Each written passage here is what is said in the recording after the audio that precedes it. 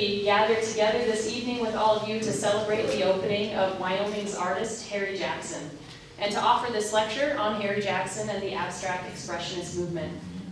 Before we begin, and I invite Henry up here, I would like to share a few words of gratitude for those who have made this exhibition possible.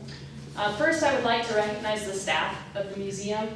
Here at the Brinton, we have an extremely dedicated and experienced staff who work tirelessly to present exhibitions and programs that help connect us to the land, people, and cultures of the West. So thank you, staff. We really appreciate all that you do.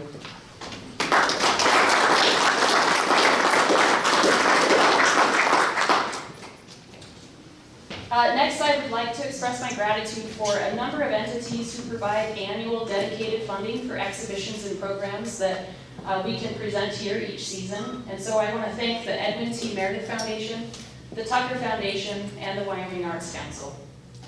And now I'd like to share some appreciation for those who have made this evening and this exhibition possible. The majority of the works featured in this exhibit are made available through the courtesy of the Harry Jackson Institute. We are deeply appreciative of your generosity and your partnership, as well as the generosity of additional lenders throughout the show. The Harry Jackson Trust, Sue Simpson Gallagher, Jim Jackson, Jerry Berger, and Gerald Shippen. And last but not least, I would like to express my heartfelt appreciation to our friend, the renowned sculptor and guest curator, Gerald Shippen. Gerald's direct experience working for Harry, coupled with his talents and achievements in his own artistic endeavors, have made him the ideal person to curate this exhibition.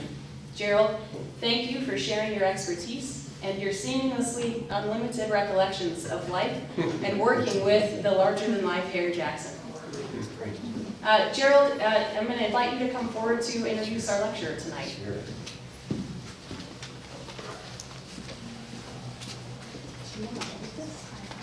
I could do that.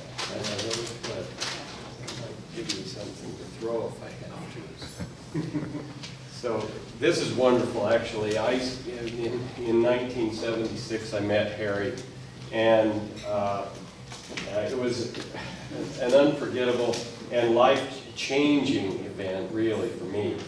And it, I would say, in a way, led me to the Brinton Museum, because that was a few years later. And so I appreciate very much the Brinton and all the staff and the directors that have been here in all of those years since the early 1980s. And but today, you know, we've got this, it's very interesting, so-called Western art rises to a certain level from time to time. And today we've got Henry Adams to bring sort of a new interpretation to Western art. And I really wouldn't call Harry a Western artist. He was an artist of the world, really. And Harry's time spanned many years, at least 60 years of working as an adult. And but anyway, to talk a little bit about Henry, thank you, Henry, for coming. And you know, in the early 1990s, my wife and I were on a trip across the United States, and we were looking at Thomas Hart Benton's work down in Missouri, visiting this museum and that museum, and we were first at the Nelson Atkins, and then we went over to Thomas Hart Benton's studio, and at that time I found a little book that was written by Henry on Thomas Hart Benton, and I saved it. And lo and behold, all of these years later, it's fun to see Henry again. And so Henry is very, very accomplished. He has 400 works to his credit. He published 400 works. He has collaborated with Ken Burns on a Thomas Hart Benton film, which was shown on PBS. And his greatest book, I think, in my world, was one called Tom and Jack, and that was Thomas Hart Benton and Jackson Pollock. And in that book, I think he shows how much Thomas Hart Benton influenced Jackson Pollock. So today we get to take that a little bit further and see how those two artists influenced Harry Jackson. and the time that, and then I've actually come up with this notion based upon what Harry said, and that was that Harry actually influenced Thomas Hart Benton and Jackson Pollock, but mostly Jackson Pollock. And you'll see it down there in the drip painting on the wall as you come in the door. And it's wonderful to think about. It could be possible because they were working in New York at the same time. But I won't say too much more because we have Henry here as an interpreter of the life of these wonderful artists. Come on up, Henry. Thank you.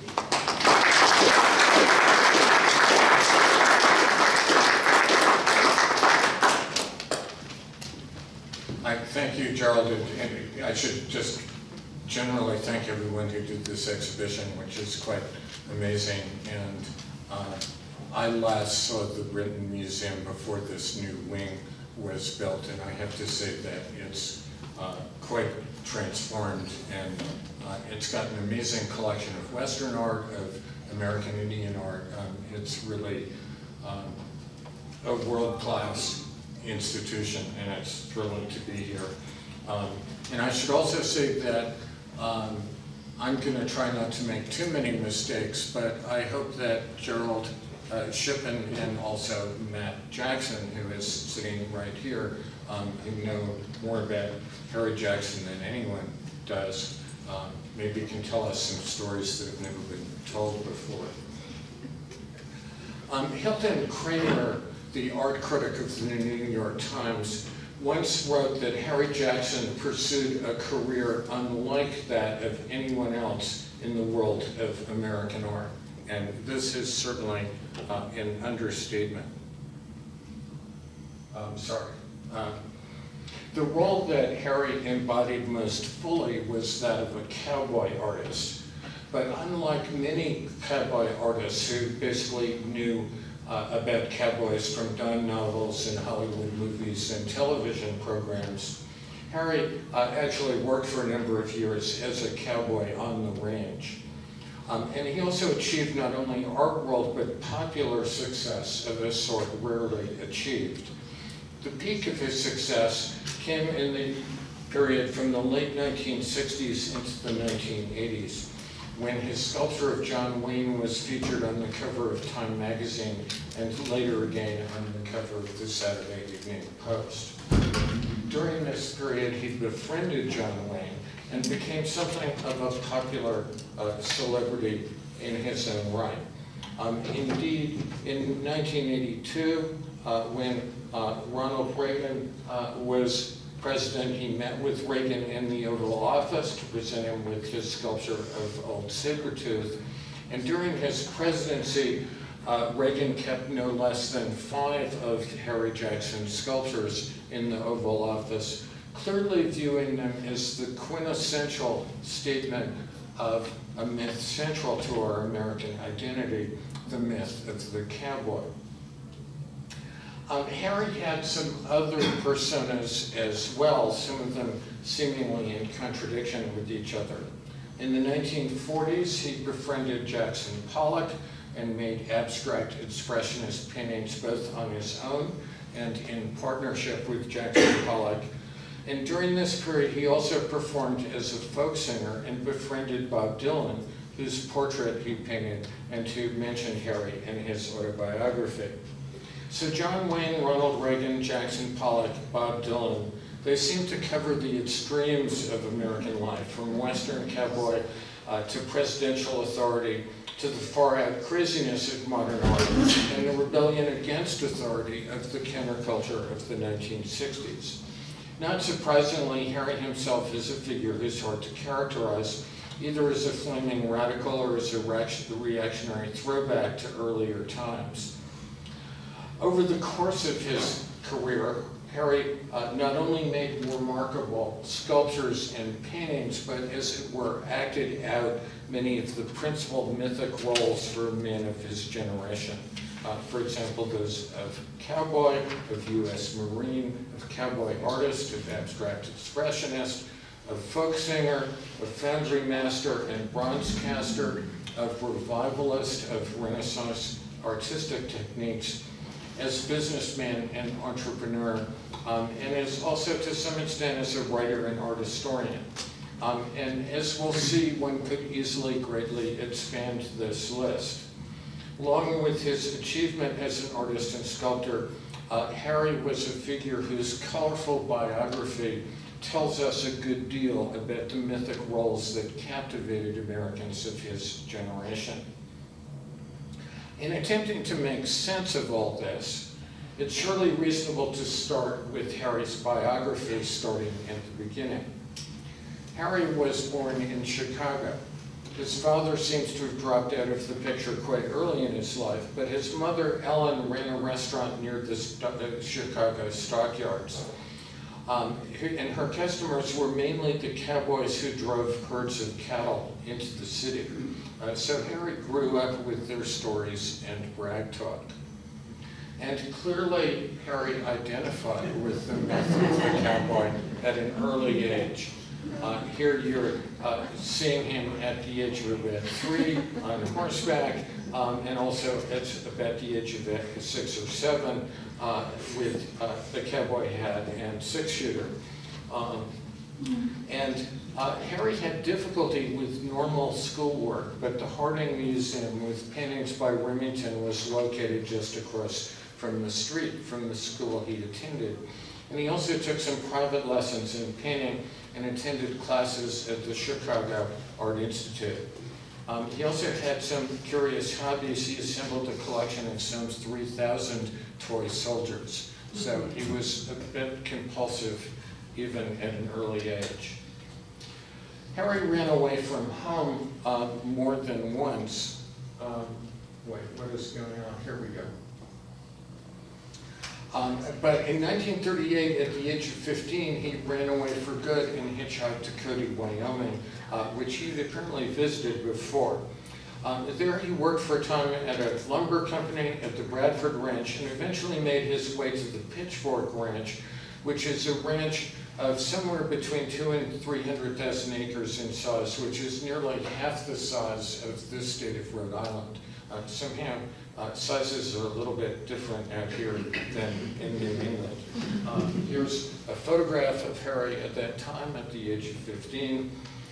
The Pitchfork Ranch is so large that it forms a sort of kingdom, a continent of its own. It's so large that an animal that was believed to have become extinct, the black-tailed ferret, was found to be happily surviving on the Pitchfork Ranch. Legends associate the ranch with Butch Cassidy and the Sundance Kid and other frontier outlaws. And in the 1930s, it was owned by a remarkable photographer and conservationist, Charles Belden, whose photographs of cowboys, one of which I just showed you, were published in Life magazine and may in fact have inspired Harry to work at the Pitchfork.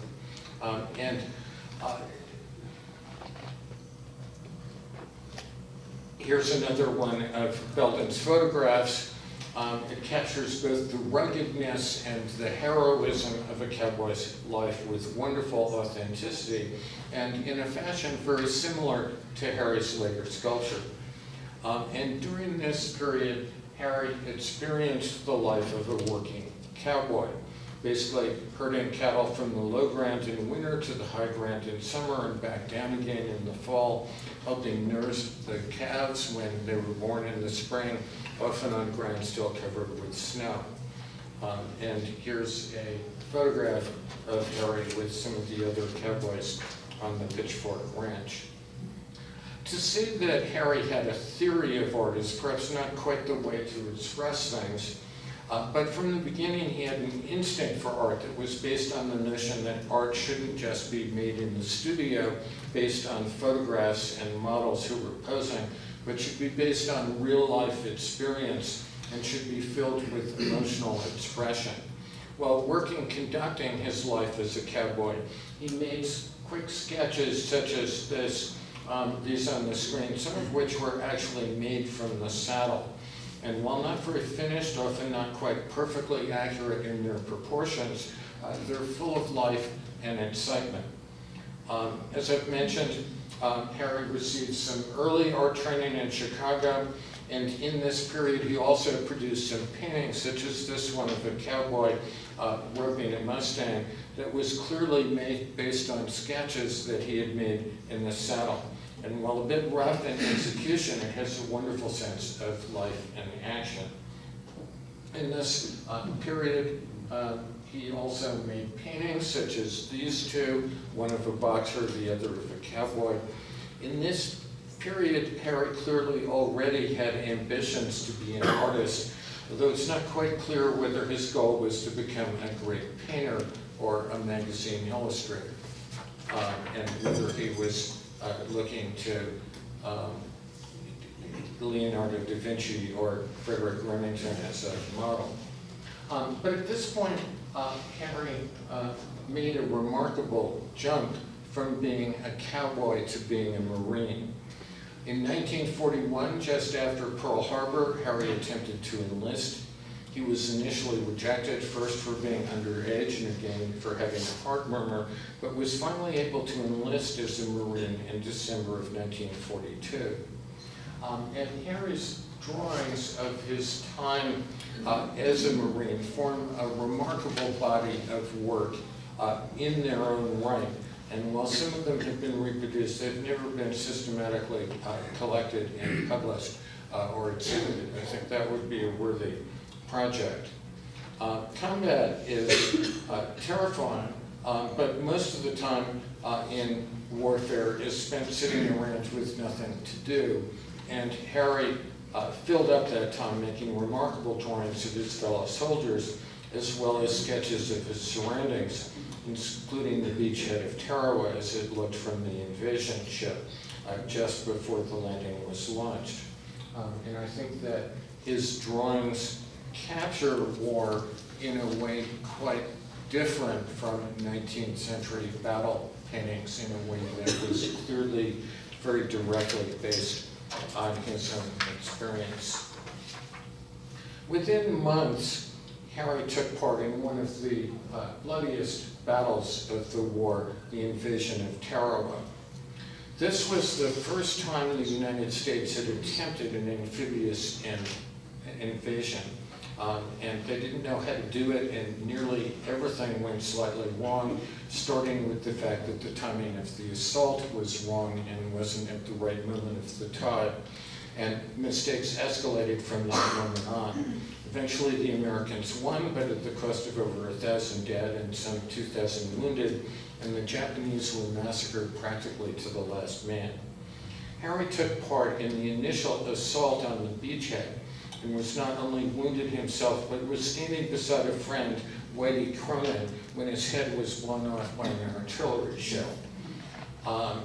Later, Harry took part in another similar invasion, this time in Saipan, where he was nearly killed by a mortar shell that landed near him, and later was injured this time with 2 bullets in the leg, which became so badly infected that he came close to having it amputated.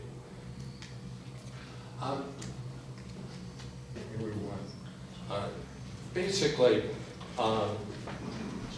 after he was wounded at Saipan, he was reassigned and was flown back to the United States and assigned to be a combat artist. At the age of 20, the youngest combat artist in Marine history. And in this period, he became something of a celebrity.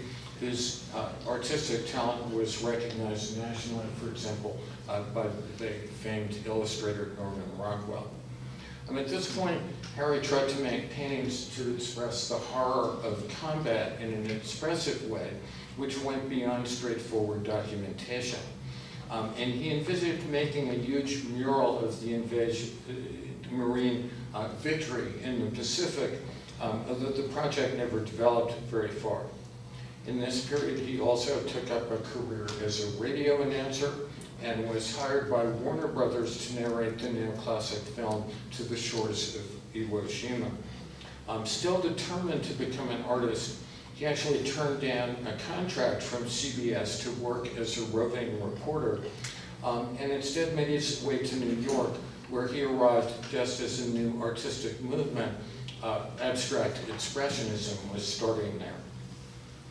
In this period, Harry had already come across a reproduction of a painting by Jackson Pollock, an artist he'd never heard of, but the expressiveness of the painting seemed to capture the sort of feeling of combat that he was trying to express. You can see that he and Jackson Pollock were on a sort of similar expressive path at this moment. Not long after he arrived in New York, Harry hitchhiked out to Springs, Long Island to meet up with Jackson Pollock. And he arrived just as Jackson Pollock was making the artistic breakthrough of his famous dripped and poured paintings such as Autumn Rhythm. And the two immediately hit it off. Harry actually participated with Jackson Pollock in the creation of some of his paintings. And he himself made abstract expressionist paintings, which, as you can see, are really quite similar to what Jackson Pollock was doing. And in fact, this one is clearly very much the same period, 1949-1950, as Jackson Pollock's Autumn Rhythm. During this, over the next few years, Harry made abstract expressionist paintings of a variety of sorts. Some used poured, well, this is one with brushwork. This is one with poured painting. Here's another one which is experimenting with collage. And in 1949, he married a young abstract expressionist, Grace Hartigan, who later became a noted abstract expressionist painter in her own right. Here is her, a little out of order. Here I'm showing in April of 1952, Harry had an exhibition of his work which was applauded by Clement Greenberg, who was the major advocate of the abstract expressionist, who described it as the best show held in New York since an exhibition shortly before of the work of Jackson Pollock. And here you see Harry and Helen Frankenthaler, the noted abstract expressionist painter, and Clement Greenberg. This period of artistic triumph, however, was also one of intense personal crisis. Here's Grace Hartigan. One which was to loom over Harry's life for the remainder of his career. The fact is that he was war damaged, and not just by post-traumatic stress disorder, or PTSD, but by actual physical brain damage. And at this point, let's remember that post-traumatic stress disorder was not well understood. If you were having nervous moments or hallucinations, you were just supposed to suck it up and go back to being normal. Today we have a much better understanding of these things, and also the fact that war not only creates wreckage at the time of the war, but severely damages people often for years afterwards. Anyway, around this time, Harry began experiencing seizures with increasing frequency and severity. He went with Grace Hartigan to Mexico, where they were able to live cheaply and attend a Mexican art school with support from the GI Bill. But while Harry was driving down the road in Mexico one day, he suddenly experienced a seizure, drove off the road into a field, and then lapsed into unconsciousness. At this point, he began lapsing in and out of consciousness. And shortly afterwards, Grace Hartigan, who had never learned to drive, somehow drove Harry back to New York while he lapsed in and out of a state of consciousness in the seat beside her. Not long afterwards, not surprisingly, they divorced. For a good part of his life, Harry spent a good deal of time trying to seek medical help for his condition, and specifically applying for medical support from the United States government. And there's a very extensive correspondence about this, which, if you've got a black sense of humor, is to some extent amusing reading. Harry argued very logically that he had suffered physical brain damage of some sort, and that he was having identifiable seizures. The US government initially took the position that it was clear that since Harry was an artist, he must have been crazy all along. Since artists are inherently crazy, and Harry was a classic example of the artistic talent. Today, of course, we have methods of scanning the brain, of MRI. None of that sort of imagery developed until the 1970s or 80s. And eventually, well, medical seizures can either be generalized or focal. It seems to me that most likely Harry was suffering a very specific form of brain damage. Eventually, and this in a black humor way, is also sort of amusing. The bureaucrats in Washington in charge of deciding such things concluded that Harry was indeed 80% disabled, and agreed to provide him with medical support. If you believe this, it means that Harry produced this extraordinary body of artistic work when he was 80% disabled, which seems like the output of 4 or 5 different men. And it's clear that this medical disability was a major issue throughout the remainder of Harry's life, that it was a real impairment, but that it was also something that it contributed to his extraordinary artistic drive. Throughout the period of his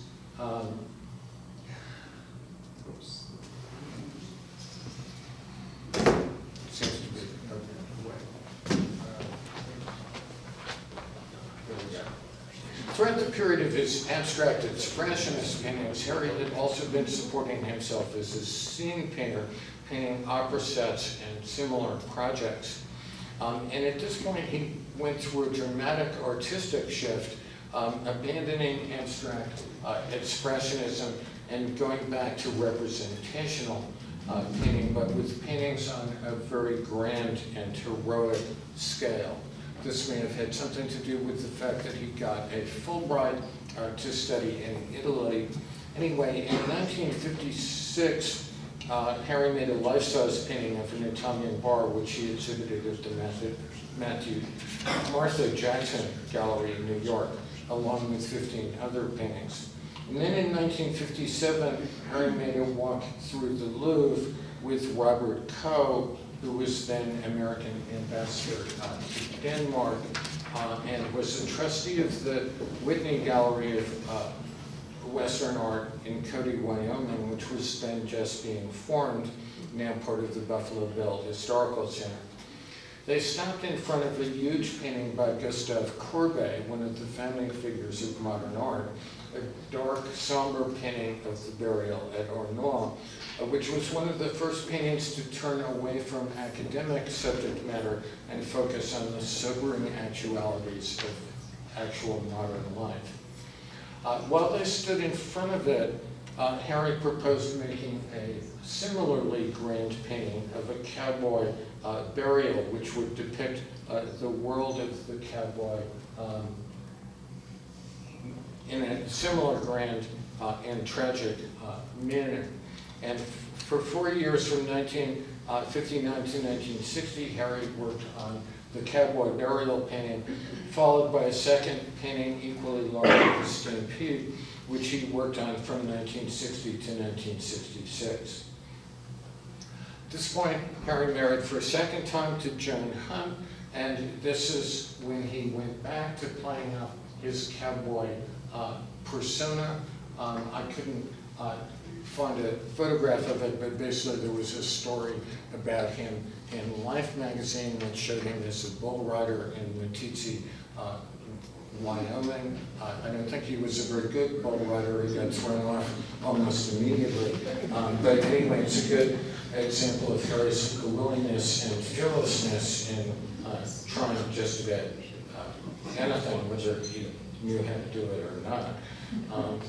And in 1959, Harry produced one of his most remarkable legacies, which is a Smithsonian Folkways recording titled "The Cowboy, His Songs, Ballads, and Brag Talk," which interestingly today gets 5 stars on Amazon. This was based on the cowboy songs and poems that Harry had learned as a boy, some of them dating back to his childhood in Chicago, when he picked up many of them from a black stable hand in Chicago. He delivers them without any instrumental accompaniment in a fashion somewhat between a shout and a yelp. And along with being quite entertaining in their own right, I think they're a sort of fascinating time travel back to the actual origins of the Western frontier, when cowboys clearly entertained themselves out in the campfire with this sort of poetry, music, and brag talk. And they also connect very much with some of the writings of Mark Twain. There's a wonderful passage in the life of the Mississippi where Mark Twain records the brag talk of the Mississippi River.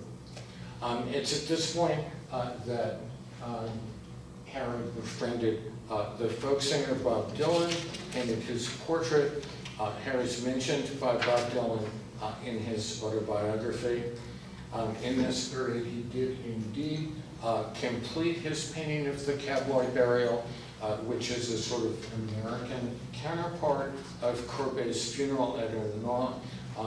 And he also did an equally large painting of a stampede. In the end, one could argue that the most significant end product of these 2 paintings was not the paintings themselves, but the sculptures that came out of them. And possibly from knowing Thomas Hart Benton, Harry became interested in creating sculptural models for his paintings as a way of mastering the composition and the anatomy of the figures. This is not a common practice, but it was something done by old master painters such as Tintoretto and Al Greco. Harry used this technique both for the cowboy burial and the stampede, and later for a large mural commission he received for the Fort Pitt Museum in Pittsburgh, a mural which was never finished, but was going to show the events of the French and Indian War. And I think what's striking is the degree to which Harry's sculptural studies for these paintings are complete and convincing and impressive individual works of art. Here, for example, are 2 studies for the Fort Pitt mural. One's of a marksman aiming his rifle, the other of a soldier walking. And both have a wonderful way of capturing an image and the muscular tensions of the figure. The marksman's body seems completely tense and focused on aiming his gun, with every muscle of the body focused on that fact. The marching soldier's body, while it's frozen in position, captures to an uncanny degree the way a man looks when he's walking. And while it doesn't move, it gives you the feeling that the man is in motion. Well, Frederick Remington did some wonderful sculptures in the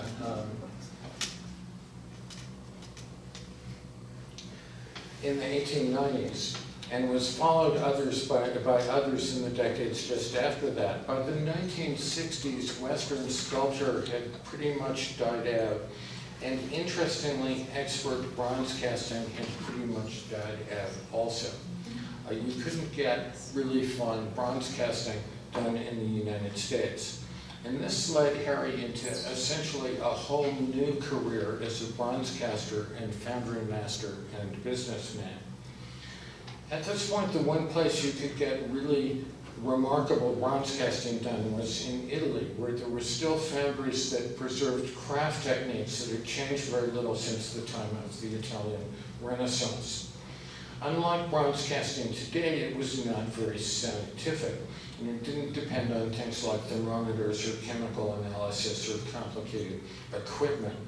Instead, it relied on the fact that the guy who was heating the bronze knew that when the bronze was ready to pour, that it would take on a certain color and a certain viscosity, and that he had learned this from his father and from his grandfather, going back to the time of Cellini and Donatello and so forth.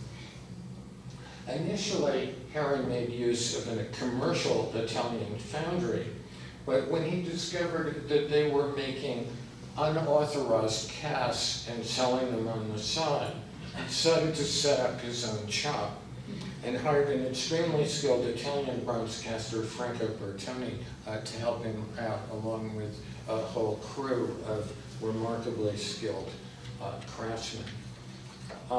At this time, Harry also introduced another innovation to make sure that unauthorized casts would not be made.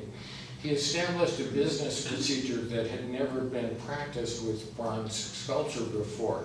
He basically created an inventory system for every bronze of his sculptures that was cast, a record of to whom it was sold, and he also embedded an impression of his fingerprint in each of the castings, and a numbering system to make it more difficult to make forgeries.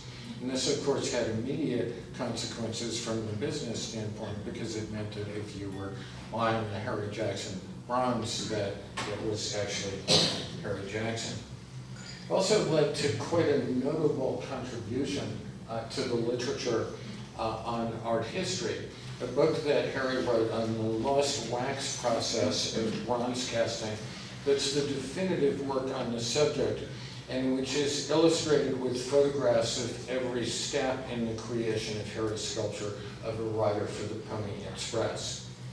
And Harry's knowledge of bronze casting was largely indebted to the knowledge of his Italian crew and Franco Bertoni, but Harry was the first to fully document their procedure in both photographs and in print. The term the lost wax process is a little misleading, because it seems to suggest that the process is lost, whereas actually it refers to the fact that the wax is lost in the process of making a sculpture. You basically make a sculpture in wax, surround it with a clay mold, melt away the wax, and fill the cavity with bronze. Sounds simple, but in practice to do this is remarkably challenging and complex, partly because of the challenges of getting the bronze to flow smoothly into all the cavities. Harry's book was the first to describe this process with complete exactitude. And this won Harry a surprising admirer in the person of John Walker, the director of the National Gallery in Washington, D.C. An expert on the art of the Italian Renaissance, Walker had always supposed that he had a grasp of Renaissance bronze casting techniques. When he read Harry's book, he realized that this was not the case, and could go back to Renaissance accounts such as those of Benvenuto Cellini and read them with a new level of understanding. Today, Western art has become a distinct genre of its own, which is essentially marketed outside the New York art world. The main forum for Western art, as you probably know, is the major auction house in Coeur d'Alene, Idaho, and which is a resort town. Its main attraction is that it's not very close to anywhere. In the 1960s, however, Harry's Western sculpture was very well received. and was shown at Nerdler's, one of the most prestigious New York galleries, and was favorably reviewed by John Kennedy, the art critic for the New York Times. What I think should be noted is that Harry's sculpture, particularly the early work, was not tightly academic and exact. It was expressive in a way that brought to mind the sculpture of the great French sculptors of the 19th century, such as Auguste Rodin and Edgar Degas. If you look at a sculpture like Harry's rendering of a man with a lasso, what's notable is that the face is not modeled in detail, but is just a few expressive pinches of clay which evoke the action of Harry's fingers.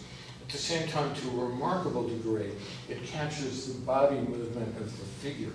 And even the face isn't just any face. You can tell that it's full of character, that it's that of a cowboy whose skin has been weathered by life on the range. There are other sculptures by Harry that are more detailed, such as this one of Old Sabretooth, made in 1980. This is the one he gave a cast of to Ronald Reagan. Even here, however, I think what's wonderful is that as you study the sculpture, you can almost feel the movement of Harry's fingers on the wet clay as he was modeling. The essence of Harry's sculpture is that it's expressive. This is well illustrated by one of his masterworks in the exhibition downstairs, Two Champs. Basically, the first masterpiece of Western sculpture was Remington's The Bronco Buster, which has become a kind of iconic image. And it was also technically innovative. No sculptor before had created a sculpture so weightless, where this whole weighty horse and rider is standing on just two slender points. And interestingly, this has become an iconic American image. It seems to be about the one thing that Barack Obama and Donald Trump agree on. Had it in the Oval Office of the White House. And since Remington's time, quite a number of Western sculptors have tried to do what Remington did, but to carry it further. And I think Harry is the one who's pushed the theme of weightlessness and imbalance to the greatest extent. In Theodore Roosevelt's book on ranch life in the hunting trail, he describes in great detail the moves that a bronco can go through that is when it's trying to throw its rider. And probably the most difficult of these is what's known as sun fishing, when its legs shoot out to the side and you're thrown completely off balance. This is what Harry tried to capture. And while it's a naturalistic piece, it almost seems to go beyond what's physically understandable and has some of the sort of abstract energy that we find in a Jackson Pollock painting. Harry's greatest success commercially came in the 1980s when he did much of his work in a large studio in Camaiore in Italy, which is very close to Ferrara, where Michelangelo quarried the marble for his sculptures.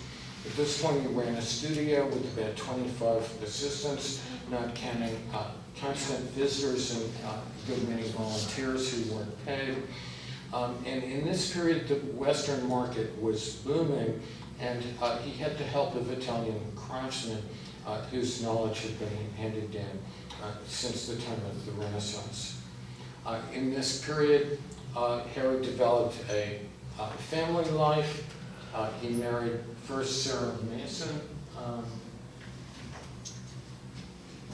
who was the mother of his eldest son, Matt, who you see here.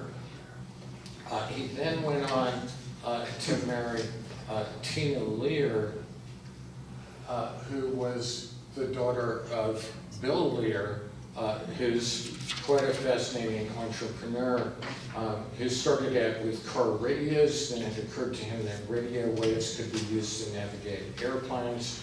Then he got into aeronautics and eventually developed the Learjet, one of the sort of amazing maverick businessmen, inventors, entrepreneurs of the 20th century. And the couple had several children, which led to a rich family life. And Tina Lear also took over the marketing of Harry's sculpture and was brilliantly successful in that role. Somewhat mysterious is for reasons that are not entirely clear. The severity of Harry's seizures seems to have significantly subsided. They were more like fade-outs than sort of major epileptic seizures. But I do think what's amazing is that practically every day of Harry's life, he would have a moment where he had to sit down and he didn't know who he was or where he was, and he needed to spend a few minutes recovering to figure that out.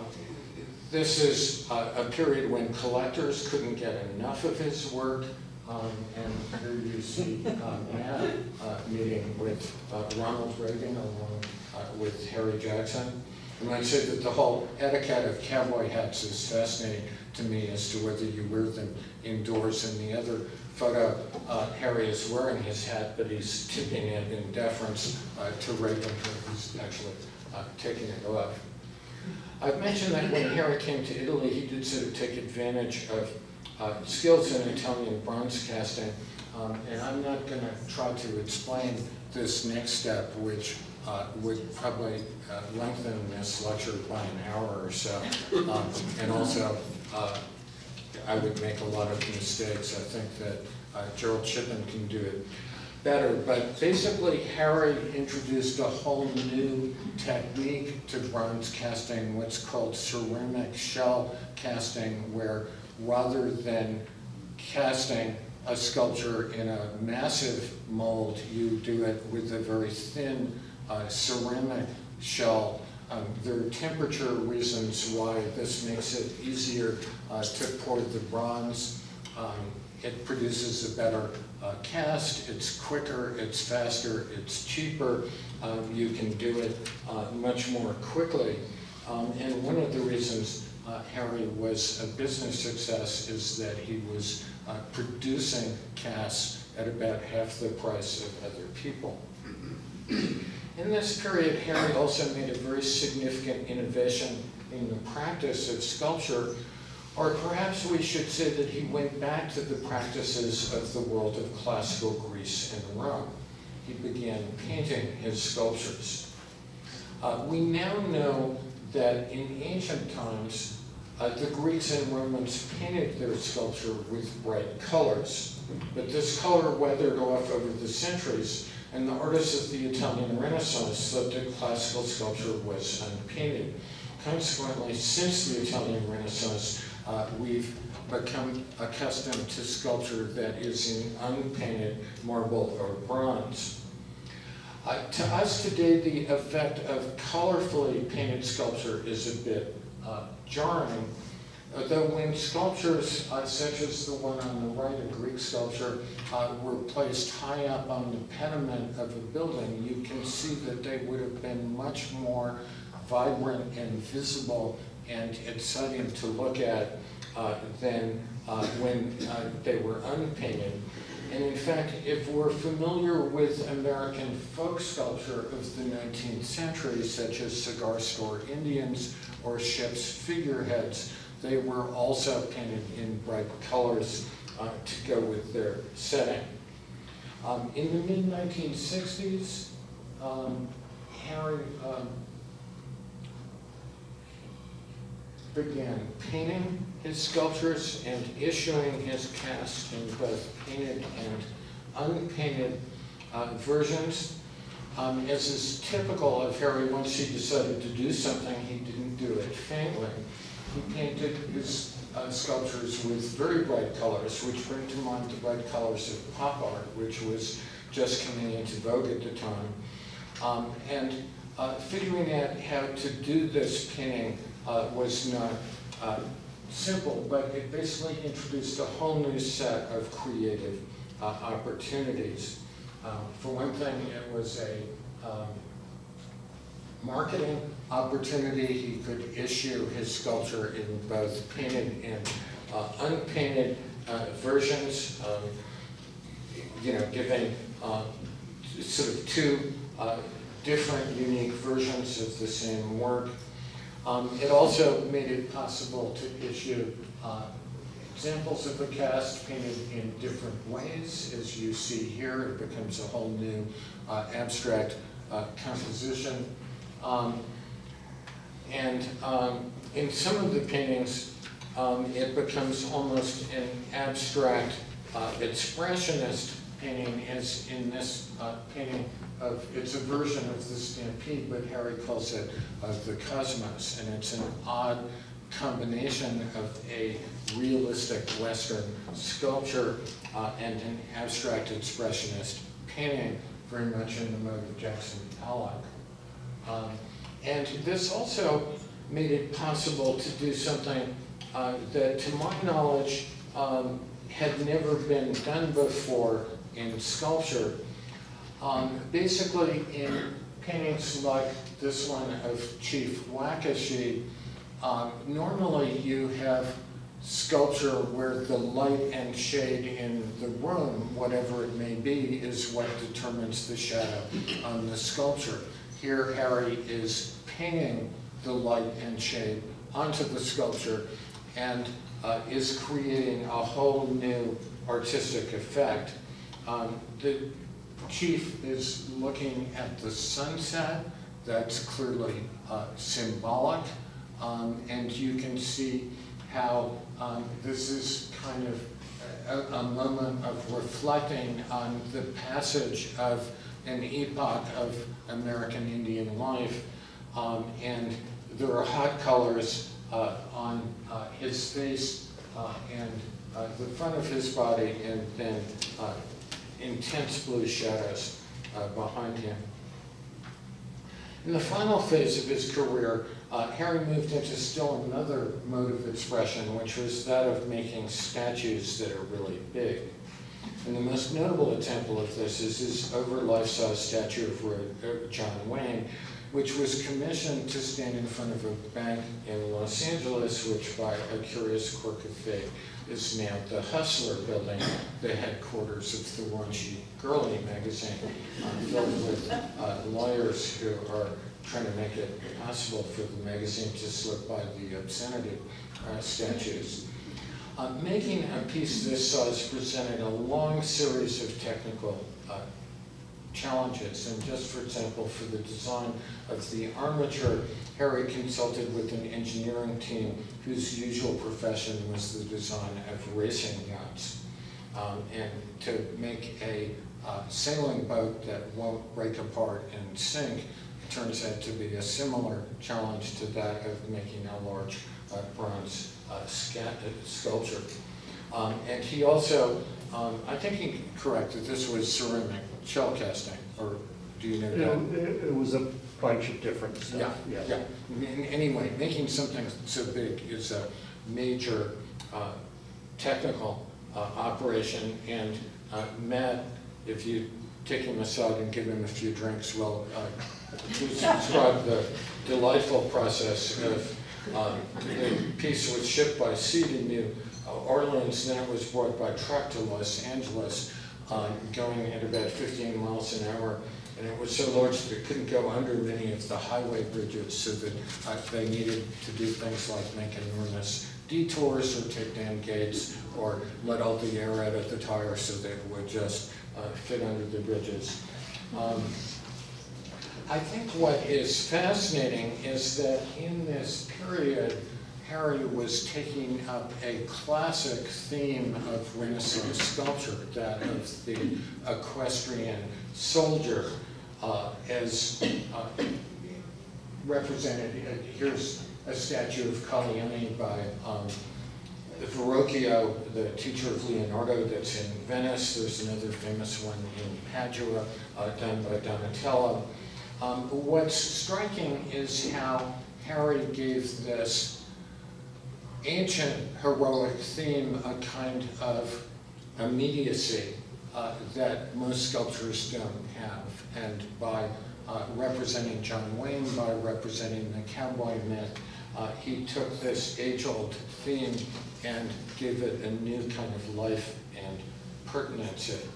And I think that you can imagine how someone like John Walker, the director of the National Gallery, is sort of blown away by the way that Harry made a Renaissance sculpture that had a modern life and pertinency to it. Now here, I'm probably treading on delicate territory because this was one of the fights that Harry lost and where he antagonized nearly everyone.